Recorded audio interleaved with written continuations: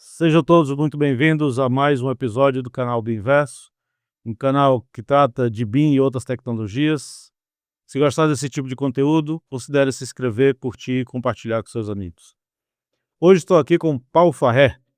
Paulo Farré é CEO da Ziggurat, é também meu sócio na Ecotec, também engenheiro de industrial, né, com passagens aí na Danone e também na Mercedes-Benz. Perfeito.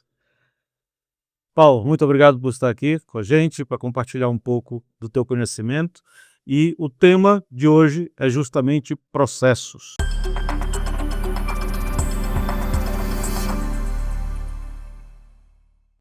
Paulo, obrigado por estar aqui conosco. Un placer, Rogerio. Muchas gracias por invitarme a tu podcast. Bueno, la verdad que me hace mucha ilusión participar. He visto muchos otros capítulos y bueno, vamos allá con el tema de hoy. Pronto. Tu formaste em engenheiro industrial. Então, como é que é essa formação no contexto da Espanha, especialmente na Catalunha? Sí. Habitualmente en Latinoamérica el ingeniero industrial está muy vinculado a organización industrial, pero en España es digamos, una ingeniería superior que aglutina distintas disciplinas como son mecánica, eléctrica, electrónica, organización industrial, procesos, materiales, entre otros. Então, pode atuar em qualquer tipo de indústria, inclusive na construção civil. Sí, sí. En lo que sería construcción, estamos habilitados para calcular estructuras de edificaciones industriales, pero no podemos calcular ni edificaciones de viviendas residenciales ni construcción de infraestructuras. Allí no podemos participar. Participamos, pero no podemos firmar. Há projetos também. Proyectos también. Vale. E em termos de processo, é muito forte então dentro desse tipo de formação. Muy fuerte, sí. Al final, diría nuestra diferenciación respecto a un ingeniero civil es la obsesión por los procesos, ¿no? Podría ser, por mejorar los procesos. E durante a tua experiência nesses outros lugares, como a Danone e a Mercedes, isso foi muito evidente? Tu percebeu que utilizou muito esse tipo de necessidade, esse tipo de abordagem? Sí, yo cuando empecé como stagiaire, ¿no? Se llama Estagiário. stagiairo, empecé en Danone y entré en el equipo de operaciones de supply chain como demand planner. Y ahí calculábamos los yogures que teníamos que producir cada día para distribuir a todo el mercado. Y ahí empecé a darme cuenta de el nivel de detalle con el que trabajan las grandes empresas industriales, ¿no? En el caso de Danone, el departamento de supply chain es muy fuerte, llega a un nivel de detalle muy, muy avanzado, porque es un producto perecedero. Hay muchísima rotación. En Danone España vendíamos unos 11 millones de yogures al día y eso pues tenía que distribuirse, colocarse en el lineal y venderse en menos de 15 días. 15 dias. E com controle muito forte de... Bueno, trazabilidad de proveedores, trazabilidad de todo. Toda la cadena de valor, desde la leche que llega hasta la fábrica hasta el yogur que se entrega en el punto de venta, está totalmente trazado. E tu me dizias que o controle, inclusive, para novos lançamentos, poder fazer uma prospecção no mercado, tudo isso era contabilizado. Sí, todo completamente. Trabajamos conjuntamente equipo de marketing, equipo comercial, equipo de operaciones, para tener en cuenta todas las variantes, ¿no? De hecho, cuando trabajaba en Danone estábamos en un proyecto que se llamaba New Order, donde a través de distintos algoritmos predictivos se hacían cálculos de cuál iba a ser el volumen general de consumo en función de 35 variables, donde estaba el tiempo, si iba a llover, si no iba a llover, porque la gente compra más o compra menos en función del día de la semana, de si había eventos especiales como el Ramadán, por ejemplo, donde pues, la gente consume más líquidos y menos sólidos, bueno, muchas variables distintas. Y al final, de hecho, en esa época teníamos subcontratado un superordenador en Barcelona por la noche para poder procesar todos esos datos, que había muchísimos datos, muchísima información de muchos puntos de venta, y en ese momento aún no teníamos ordenadores y servidores pues, preparados para poder hacer todos esos cálculos por la noche. No caso da Mercedes, Sí.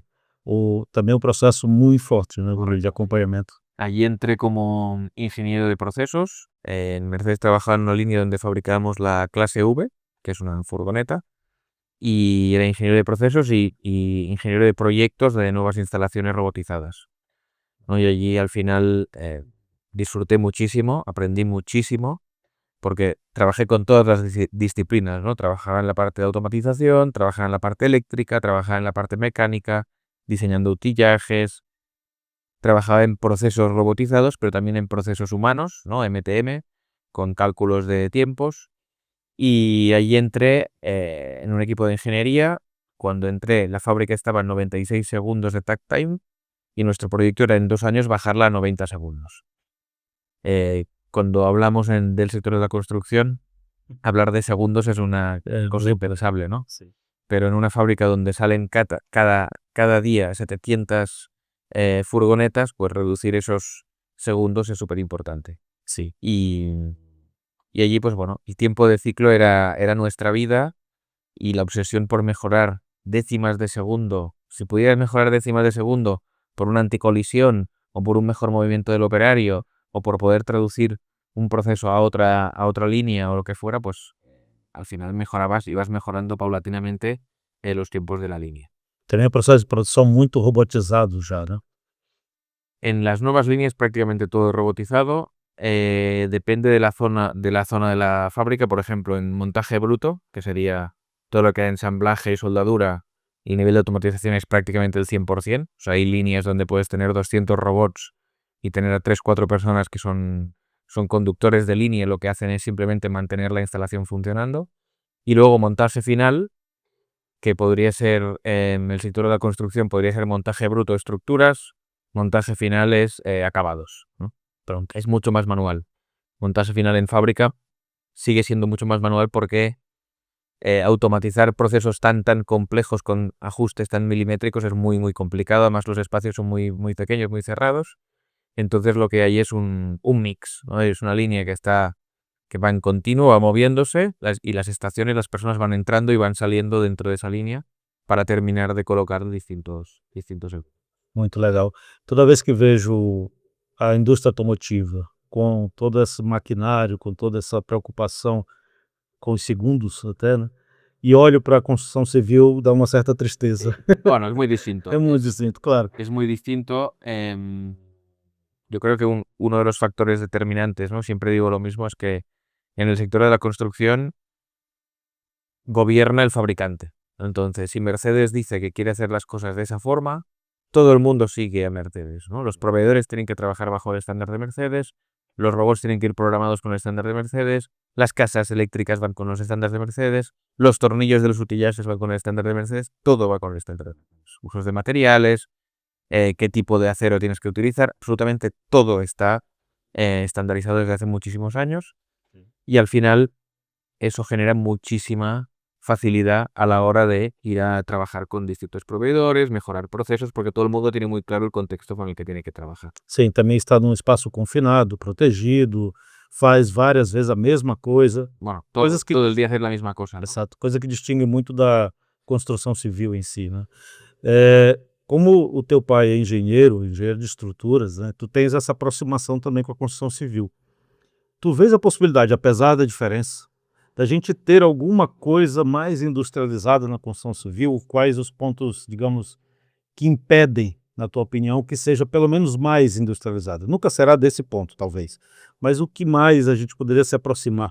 Yo creo que la tecnología existe, la capacidad técnica de personas existe, o sea, poder producir casas como se producen coches es totalmente viable desde un punto de vista técnico.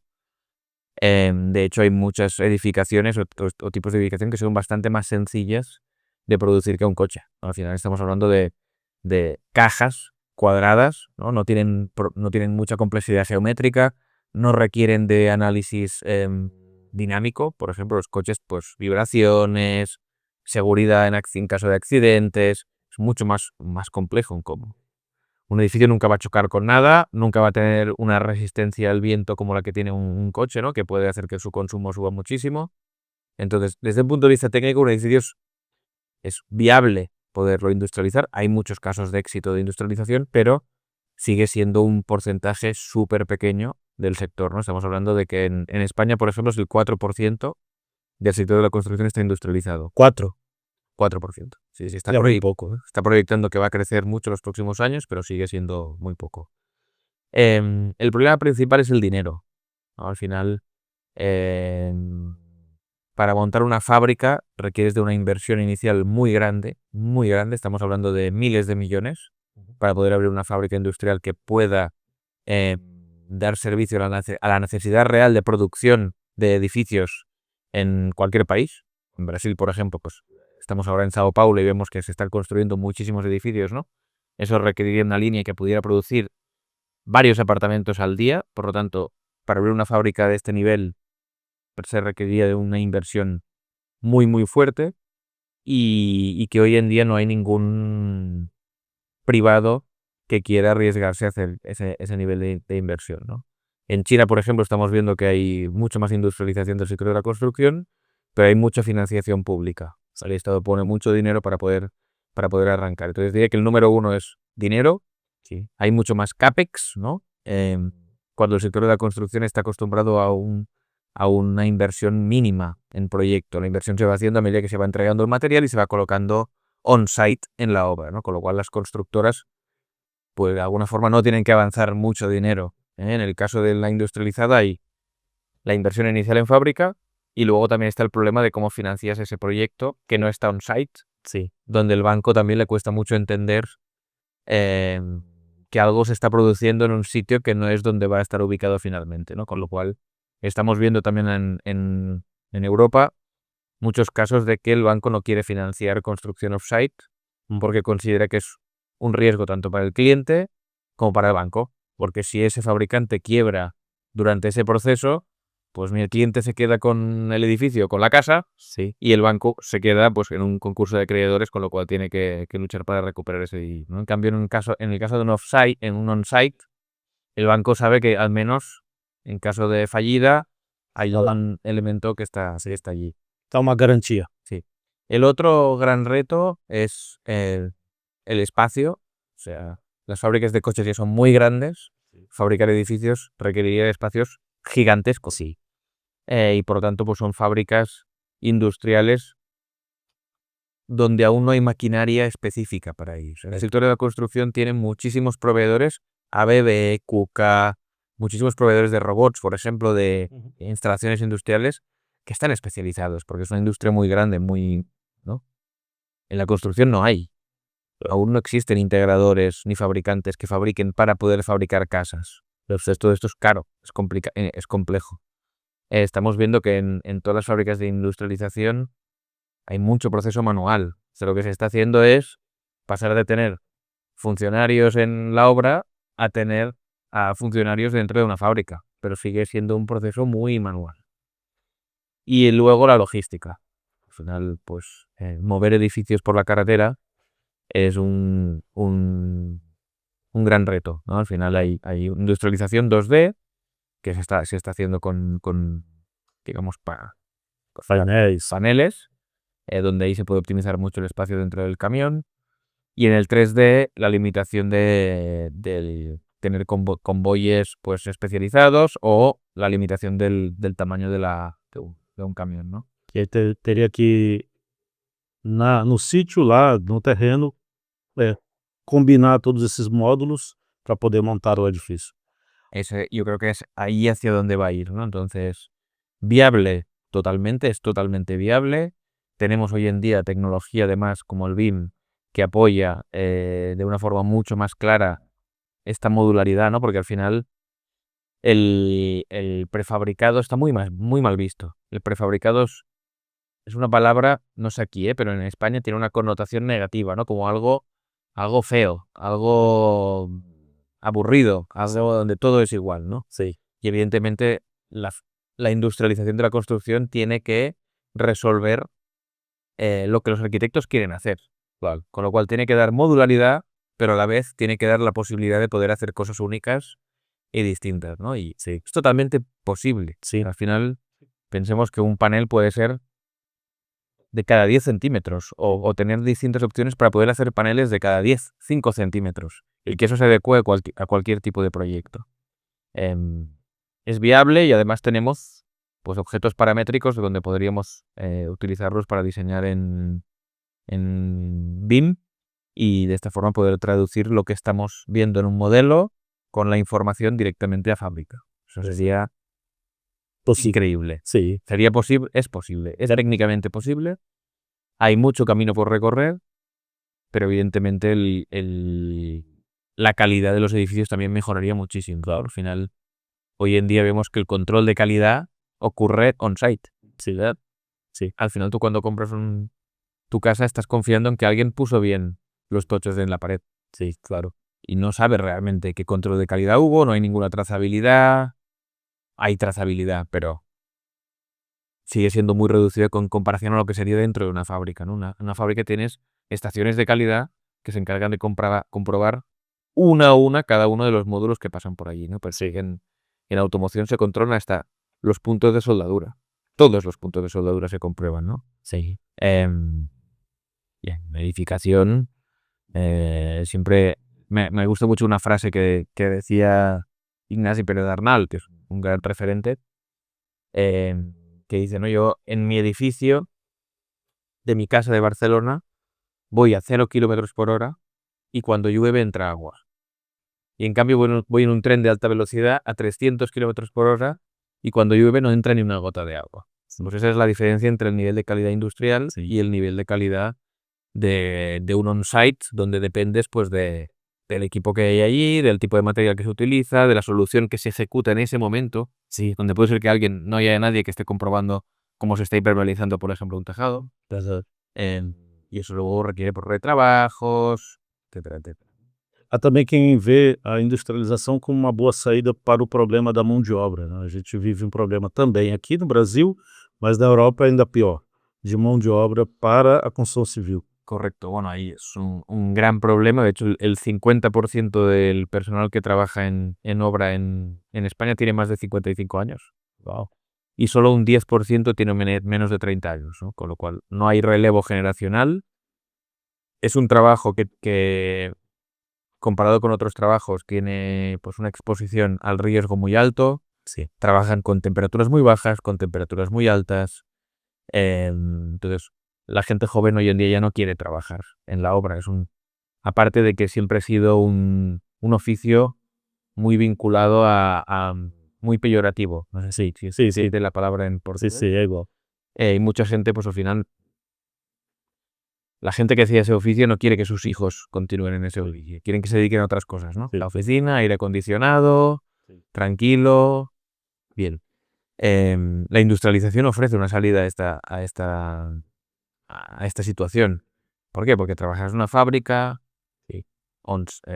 cerrada, con climatización, con controles de ergonomía, donde podrás tener un equipo pues, de PRL, prevención de riesgos laborales, que podrá evaluar si estas personas están trabajando de una forma correcta o no, cargar pesos, tendrás ayuda de cuánto peso se carga en una construcción on-site. Claro. ¿Cuánto se puede cargar en una fábrica? Pues esto está mucho más controlado, medido. E com muito menos risco, né? Você não tem o risco da altura. Mucho menos riesgo, no hay riesgos de altura, hay mucho más control y además uno de los grandes problemas que tenemos también hoy en día es que formar a un buen trabajador en obra requiere 2 años, por lo menos. Es un oficio complicado, es mucho más complicado de lo que parece. En una fábrica, en una línea especializada, en un mes, 2 semanas puedes tener a alguien ejecutando un trabajo especializado con el máximo nivel de calidad que se requiere, ¿no? Con lo cual, pues eso también ayuda muchísimo a que el nivel de productividad se pueda mantener y se pueda subir mucho más. E nesse contexto, claro, o processo ajudaria muito, né? Mesmo que eu não possa industrializar tudo, mas eu posso trazer bons processos para dentro do off-site, do on-site, para poder melhorar o processo de Yo creo desenvolvimento. que esto ya hace años que se está trabajando, ¿no? En Figurat tenemos varios másteres que también están enfocados a Lean Construction, donde se ve la obra on-site ya de una forma mucho más enfocalizada en procesos Lean y en intentar reducir el máximo desperdicio posible. Estamos empezando a ver un cambio muy importante en on-site también. Evidentemente es variable y depende mucho de la constructora y de la cultura que tenga de innovación continua, pero estamos viendo obras increíbles, ¿no? A nivel de 5S, de limpias, sin material dentro de la obra, donde todo está súper bien compenetrado con la logística, con sus salas de coordinación lean. Bueno, todo esto también está cambiando en un site. También por lo que decimos, faltan recursos, y cuando faltan recursos o los recursos son muy caros, al final hay que buscar nuevas metodologías para poder funcionar mejor, ¿no? Entonces, O retorno também, às vezes, tão apertado que se você também não for eficiente, você não ganha dinheiro. no, claro. Não ganha, né? Tem que... La eficiencia es una necesidad, Sim, ¿no? exato. Siempre ha sido una necesidad, pero cuando uno gana dinero, Sim, no necesita eficiencia. exato. Y las obras ganan dinero ahí no sé si se vivió lo mismo, ¿no? Aquí que en Europa, pero en la crisis del 2008, 2 años antes, las constructoras o las promotoras les iba bien que las obras se dilataran en el tiempo, porque el precio de la vivienda subía tanto que al final preferían Sim, ser más ineficientes Sí. porque compensaba el precio final respecto al tiempo de ejecución, ¿no? perfeito. Claro, al final cuando el dinero manda, Claro. Aí, outra la coisa. eficiencia no es tan importante, ¿no? Sim, Otro de los grandes problemas que va a resolver o que debería resolver la industrialización es la falta de vivienda. Al final, en países como Brasil, que es un país con un desarrollo espectacular, donde hay un crecimiento de la población, no solo a nivel de crecimiento, sino a nivel de poder adquisitivo, pues evidentemente no hay capacidad de poder producir todo lo que la sociedad requiere, ¿no? Sí. En España tenemos un problema gravísimo de vivienda y se proyecta que faltan 700.000 viviendas 700.000. y el nivel de producción de viviendas en España está muy por debajo de lo que se requiere en los próximos 10 años, con lo cual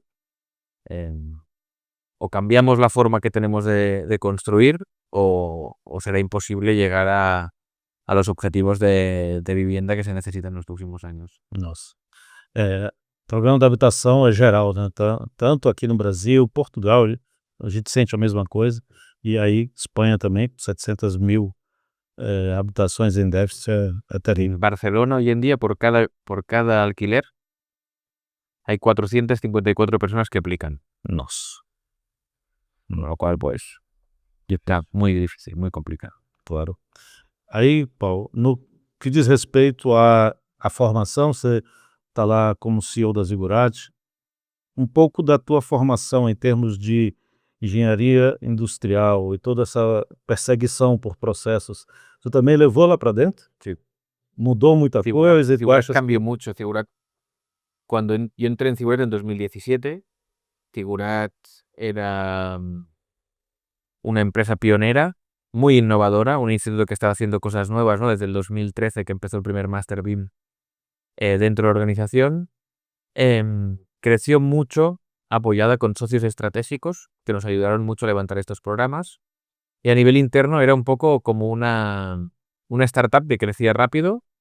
Y yo cuando entré, pues bueno, éramos un equipo de 40 personas y todo el mundo hacía un poco de todo, ¿no? Entonces lo primero que hicimos fue revisar los procesos internos, implementamos la ISO 9001, que es la ISO más genérica para empresas, Sí. y empezamos a redefinir los procesos internos que había, ¿no? Definir roles, responsabilidades, flujos de procedimientos, flujos de instrucciones de cada uno de esos procedimientos, y a partir de ahí pues fue una evolución. Empezamos en 2018 y en 2019 conseguimos la certificación, tardamos un año. Ahí trabajé con Marta Riera muchísimo en ese proyecto, y a la vez implementamos muchos sistemas de gestión, digamos a nivel tecnológico, ¿no? Sí. Hasta ese momento trabajamos con un CRM que era un CRM propio. En 2018 implementamos HubSpot, implementamos Canvas también, el LMS con el que trabajamos actualmente, implementamos Sage 200, que es un ERP muy potente, y desarrollamos una plataforma interna que comunica con todas las plataformas, ¿no? Que esa plataforma se llama Apex y continúa a día de hoy pues de una forma, se sigue desarrollando. Ahora estamos con, por ejemplo, los nuevos informes automatizados de los profesores. En 2019 montamos unos fundamentos a partir de los cuales hemos ido desarrollando una plantilla, digamos, una forma de trabajar. Al final es lo que un proceso define, ¿no? Cómo trabaja una organización para poder medir, para poder comparar, para poder ver las productividades de los distintos equipos, de las distintas personas, para ver qué es lo que funciona, qué es lo que no funciona. Y a través de esa cultura de mejora continua, que eso lo definen muy bien nuestros valores, ¿no? Que son innovación, compromiso y valentía, porque somos innovadores y queremos ser valientes, han hecho que lleguemos al nivel donde estamos ahora, ¿no? Tú como director pues sabes que estamos muy encima de los programas, de la innovación continua dentro de los programas, pero siempre con una visión de dar lo mejor al alumno en ese momento. Puede ser que estemos intuyendo que vienen cosas, pero sabemos cuál es el momento adecuado para introducir esas cosas dentro de los programas, ¿no? Programa como el Master BIM de Figurat evoluciona cada 6 meses. Sí. Y no solo el Master BIM en portugués, sino que lo hacemos conjuntamente con el equipo de español y el equipo de inglés, con Vicky, con Oscar y con Rogerio. Y todo eso está procedimentado, está por escrito cómo funciona. Vale. Y luego, evidentemente, tenemos auditorías de la ISO todos los años y vamos pues evolucionando esos procesos. Esos procesos no paran nunca. Sí. Definir un proceso está bien, pero al final lo importante es ejecutarlo y si no funciona, evolucionarlo e volverlo a documentar. Muito bom, e isso é verdade, porque eu falo por experiência própria, porque o curso nunca é o mesmo na nova edição. Sempre mudamos algumas coisas, melhoramos muito com a participação do aluno também, porque ele colabora nos formulários de qualidade, e o que eles vão dizendo a gente vai aprimorando. A gente lê todos, que é bom entender, é bom falar isso, porque às vezes o aluno... Yo leo todos los informes con Alessandro, el director académico de Figurat, todas las semanas. Cada martes nos sentamos y miramos los informes y miramos los comentarios. Y ahora estamos implementando un sistema de inteligencia artificial que lo que hace también es agrupar los comentarios por temáticas Sim. y ahí podemos ver si hay algún requerimiento de los alumnos que tiene más importancia porque está repetido Sim. en esos comentarios, ¿no? Y los directores también tenéis, y los profesores evidentemente reciben. Sim, e isso é bom dizer, porque às vezes o aluno tem a percepção de que aquilo que ele comenta não é lido e não é absolvido. Muito porque às vezes não dá tempo na mesma edição de fazer o ajuste. Isso é feito para o outro, não dá tempo, aquela aula já acabou, sei lá, alguma coisa. Mas mesmo assim, há muito ajuste durante a execução, né? Coisas que são possíveis, já tivemos que fazer alguma aula extra, alguma coisa para ajustar por alguma casualidade, e ajustamos, né, enquanto o carro está na estrada, ajustamos. Mas muita coisa mudou ao longo do tempo, também por essa indicação dos alunos, pela mudança do mercado. O mercado vai mudando, não é o mesmo mercado de 2020, quando lançamos o primeiro. No tiene nada que ver. Não tem nada a ver hoje, né? São 6 anos de mudança, o BIM amadureceu muito, né? Não só no Brasil, mas no mundo inteiro. Então o curso tem que ir se ajustando a essas realidades. E recentemente agora então com IA, outra inovação, outra coisa, a gente vai ajustando de novo. Agora dentro do curso tem disciplinas de IA, né? E ela está disposta também em outros cursos, então é uma evolução contínua, é um PDCA, você vai ajustando sempre, melhorando os processos, melhorando o conteúdo. Y esto lo conseguimos, una de las cosas que cambió el Figurat de antes de la ISO al Figurat de después de la ISO, lo que cambió, y eso se puede vincular al sector de la construcción, y luego conectaré por qué. Lo que cambió fue que la innovación que había dentro de los programas se quedaba en esos programas. Y cuando implementamos un sistema de gestión académico integrado, lo que hacemos es que la innovación se traslada entre programas. Lo que aprendemos en un programa con Rogerio lo trasladamos a otros programas. Y lo que aprendemos en otros programas lo trasladamos al programa de Rogerio. Porque el core del conocimiento está documentado dentro de la organización. No solo dependemos de un programa. Y digo vinculado al sector de la construcción porque en muchos casos el conocimiento de que ocurre en una obra no se traslada a la empresa. Ese despacho o esa ingeniería o esa constructora no recoge luego eso, porque no tienen un sistema integrado. Es una obra con una gente, con unas personas que tienen mucho conocimiento y que aprenden en esa obra, pero que muchas veces no trasladan ese conocimiento a otros compañeros suyos que trabajan en otros proyectos, ¿no? Perfecto. Y eso es lo que cambia de tener una organización de calidad, un sistema de gestión de calidad centralizado, a tenerlo diversificado por distintas obras. Esto es lo que ocurre también en la industria. Al final, sí, en una fábrica de Mercedes a ti te vienen muchas cosas que vienen de otros países, de Alemania, de Argentina, de Brasil. Al final se comparte muchísimo conocimiento e información entre los distintos ingenieros de los distintos países, ¿no? Y aquí lo vemos pues también en las reuniones que hacemos con todos los directores de Figurat. Ahora en la Studio Week volveremos a estar todos juntos y compartiremos pues ciertos espacios para debatir sobre qué es Figurat, qué va a ser Figurat, qué queremos que sea en el futuro, cómo queremos continuar dando nuestro servicio y todo esto pues está muy vinculado a esa recogida de información y luego compartición entre los distintos. Para ti, o que seria processo? O que é processo? Proceso es cualquier cosa. Cualquier cosa que hacemos es cómo hacemos eso, ¿no? Ahora estamos grabando un podcast. Tú tienes un proceso para preparar este podcast. La pregunta es si ese proceso se mide, no se mide, está documentado, no está documentado, y eso es con cualquiera de las cosas que hacemos. A nivel personal, por ejemplo, siempre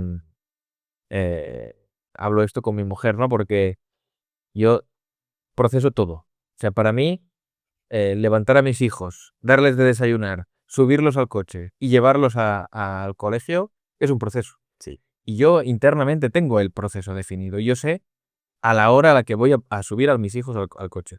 Y si no estoy subiendo a mis hijos al coche a esa hora, me pongo nervioso, ¿no? Igual es un poco cultural la forma de hacer, la forma que tengo de formarme. Mi mujer es todo lo contrario. Mi mujer no tiene proceso, ¿no? No instinto. Sí, no digo que sea muy bueno lo que hago yo, pero al final es una forma un poco de cómo ves o cómo quieres hacer las cosas y cómo quieres que ocurran dentro de tu organización. Evidentemente hay cosas que se pueden procedimentar mucho y hay muchas cosas que no se pueden procedimentar. Dentro de Figurat, el departamento académico, tenemos muchos procesos para algunas cosas, pero para muchas otras damos flexibilidad. Al profesor, por ejemplo, le damos mucha flexibilidad para que pueda... le damos tips, le damos distintas opciones para poder dar la clase de la mejor forma posible, pero al final no entramos tanto en el detalle porque creemos en la libertad de cátedra también, ¿no? De que al final ese profesor pues tiene una experiencia propia y sabe desarrollarlo de una forma más adecuada y al final está haciendo algo que tiene un impacto directo sobre el alumno y que no puedes forzar, no puedes hacer que todas las personas enseñen de la misma forma. Todo eso perdería valor, sí, ¿no? Perdería ese contacto humano. Sí. El marketing es igual. Imposible procedimentar el marketing. El marketing es hay una parte muy creativa. Sí. Una campaña nunca va a ser igual, siempre va a ser distinta. Los países son distintos. Lo que funciona en Brasil no funciona en España y lo que no funciona en España funciona en Oriente Medio. Entonces, sí, al final se puede procedimentar hasta cierto grado y hay muchas otras cosas que tienen que trabajar de otra manera. Pegando essa diferença que tu comentou sobre tu e tua esposa, entre os profissionais também há um pouco dessa diferença. Se eu pego um engenheiro, tem um tipo de mentalidade, de visão. Se eu pego um arquiteto, na grande maioria das vezes, não são todos, mas na grande maioria das vezes tem uma outra visão.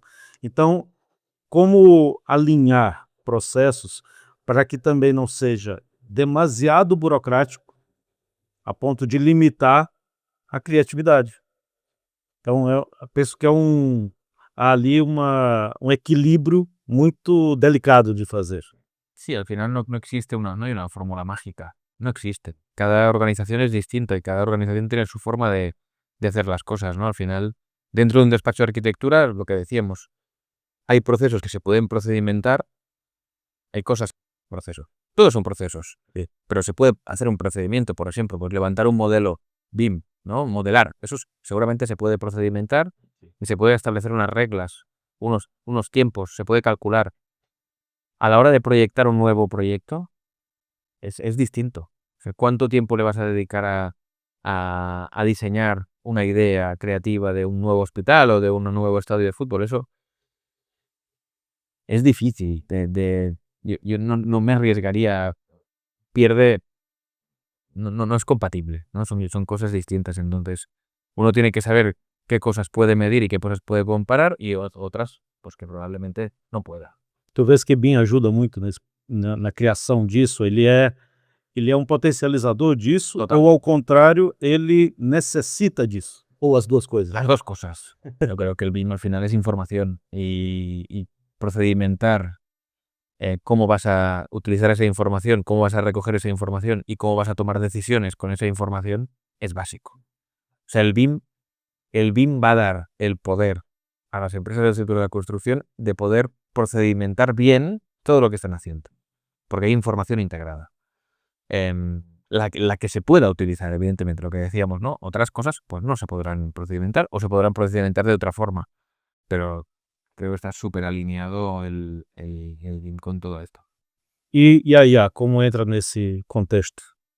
Bueno, yo creo que la inteligencia artificial va a afectar a todos nuestros puestos de trabajo, y evidentemente las empresas que tengan mejores procedimientos, mejor arquitectura de datos y sepan tomar decisiones, porque al final datos hay muchos datos, ¿no? Pero el arte de leer esos datos y de traducirlos en acciones o en decisiones es muy importante. Entonces, nos estamos encontrando que hay muchas empresas que quieren utilizar la inteligencia artificial para hacer esto, pero no han hecho aún los primeros pasos, no han empezado con los fundamentos, ¿no? Sí. Entonces, bueno, hay mucho hype, hay muchas posibilidades. Nosotros estamos integrando la inteligencia artificial en muchas capas, pero creo que a día de hoy no es lo más importante. Es mucho más importante establecer procesos, establecer indicadores que sean útiles, en pocos.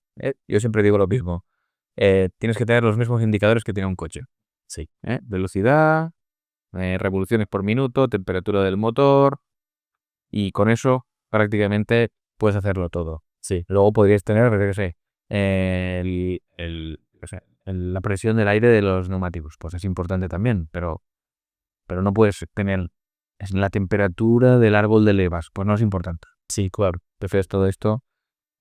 Creo que es más importante que no implementar inteligencia artificial porque me va a ayudar en muchas cosas. Evidentemente, procesar textos y este tipo de cosas sí, pero es que esto ya para mí no es implementar inteligencia artificial, esto forma parte de nuestro día a día, como utilizar internet o un smartphone, ¿no? Perfeito. A gente tem muita necessidade dentro da construção civil, temos potencial enorme, mas ainda estamos usando muito pouco, né? Muy poco.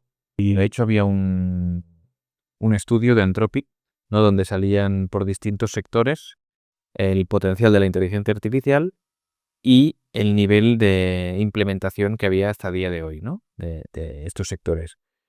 Hay, por ejemplo, en el sector de IT hay mucho potencial, pero ya está empezando a impactar con el vibe coding, desarrollos de programación súper potentes, y empieza a haber un nivel que podríamos decir que está en el 40% del potencial que tiene.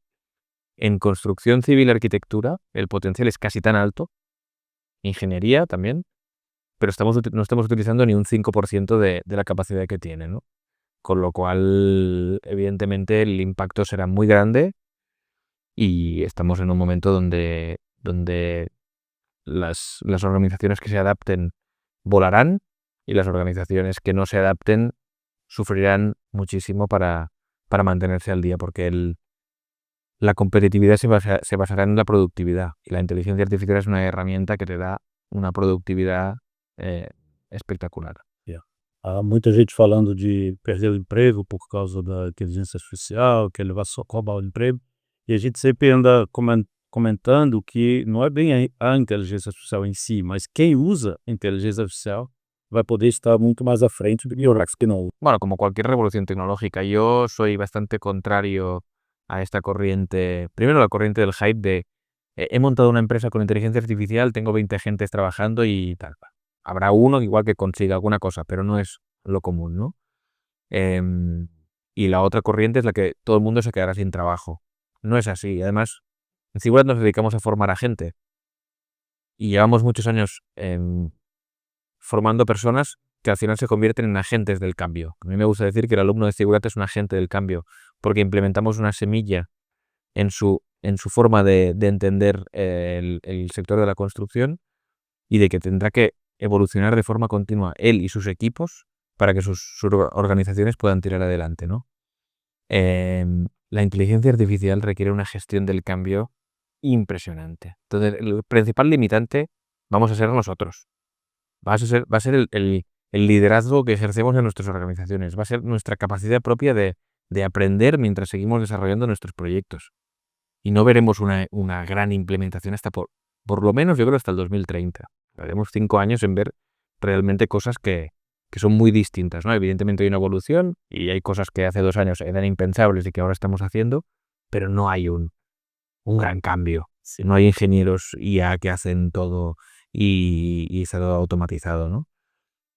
Entonces, lo que ocurrirá será que hay organizaciones y personas que se adaptarán, otras cambiarán de trabajo, pero yo dudo que haya en nuestro sector, evidentemente hay ciertos trabajos administrativos, por ejemplo, que sí que van a verse muy afectados, pero al final las cosas cambiarán y habrá unos nuevos trabajos y la gente encontrará otros proyectos.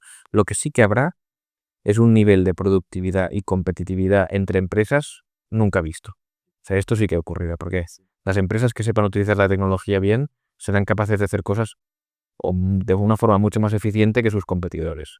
Y eso lo veremos. Igual que vimos en la revolución industrial, pues claro, los artesanos, muchos desaparecieron. ¿Por qué? Porque no eran capaces de llegar al mismo nivel ni de productividad ni de calidad que en el entorno industrial, ¿no?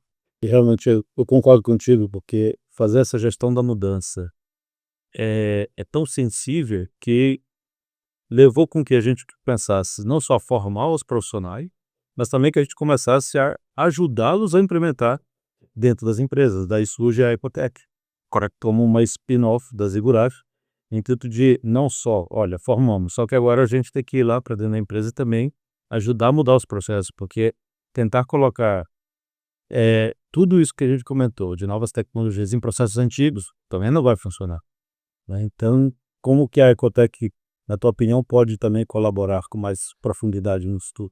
Bueno, yo creo que a Ecotec es un spin-off de Zigurat que ha salido un poco de ver esa necesidad, ¿no? En las empresas. Trabajamos con muchas empresas a nivel corporativo en Zigurat.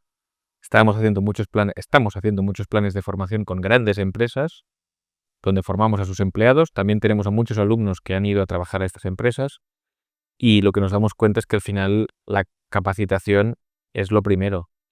Pero luego hay una parte de consultoría súper importante que a día de hoy hay muy pocas organizaciones que pueden dar y pueden hacer, sobre todo de esta gestión del cambio, ¿no? Luego está la parte tecnológica, evidentemente que es importante y que se tiene que hacer con muchísimo rigor, pero al final la Ecotec ha nacido para ayudar a las empresas a adaptarse a este cambio, ¿no? Y es desde el nivel técnico, pero hasta el nivel de dirección, de liderazgo, de gobernanza, de cómo vamos a utilizar esos datos, y no vale implementar cualquier cosa. Sí, vamos a implementar las cosas que realmente sean útiles para esa organización y también que esa organización sea capaz de digerir. Porque muchas veces lo que nos encontramos son directivos que quieren hacer grandes cambios sin planificar cómo va a impactar en sus equipos y en su productividad, ¿no? Y eso, pues, el diagrama este que enseñabas, ¿no? De la gestión del cambio, ¿no? Al final hay que preparar muy bien todas las variables para poder empezar a hacer ese cambio. Y eso es lo que hacemos en la Ecotec. David, toda la experiencia que tenemos, tanto desde Zigurat como tú, Rogerio, pues como profesor y como emprendedor en Domus durante muchísimos años en el sector de la arquitectura y del BIM, para ayudar a estas empresas a hacerlo lo mejor posible en el tiempo que pueden hacerlo, ¿no? Intentamos sobre todo estar muy cerca de ellas, trabajar a su lado, entender su realidad y también gestionar muy bien las expectativas tanto de la dirección como de los equipos para que esto sea un éxito y no sea un fracaso. Que ajudamos eles a criar esses processos, também tendo internamente esses processos nossos, e também não adianta só ensinar na casa dos outros se a nossa não é, né. Então a gente tem um processo também muito bem organizado para que quando chegue lá, eles possam perceber isso e claro, são processos adaptáveis, não é nada extremamente rígido, mas que se adapta à realidade daquela empresa com o que ela pode. Bueno, yo creo que hay siempre la percepción de que la palabra proceso está vinculada con la rigidez y no tiene por qué. Al final un proceso puede ser flexible, ¿no? Y al final esto es lo que hacemos en Ecotec. Tenemos un proceso muy bien definido para trabajar con las empresas que hemos desarrollado a lo largo de varios años y de distintos proyectos, pero evidentemente es flexible porque todas las empresas son distintas. No hay ninguna empresa que se parezca a otra, aunque sean competidoras y trabajan en el mismo. Al final tienen equipos distintos, tienen roles distintos dentro de las organizaciones, tienen culturas distintas también de dirección, de liderazgo. Y eso al final un poco lo que intentamos hacer es adaptarnos a ellas para que puedan adoptar la tecnología y la metodología de la mejor forma posible. Qual é a tua sugestão ou conselho para o profissional que quer fazer essa mudança de olhar mais para os processos, vou implementar bons processos na sua empresa? Qual seria, na tua opinião, os principais conceitos ou o que ele debe fazer? Sí. Yo creo que en primer lugar es entender muy bien su empresa. O sea, creo que muchos líderes de empresas o directivos de empresas no dedican tiempo a entender cómo funciona su empresa, ¿no? Al final tienen dinámicas que ya funcionan desde hace años y van bien. Por lo tanto, el primer paso es ese, porque si no conoces muy bien tu empresa, hasta el último nivel de detalle, ¿no? Hasta, como decimos, hay que llegar al fondo del armario, no puedes activar un cambio, un proceso de un cambio.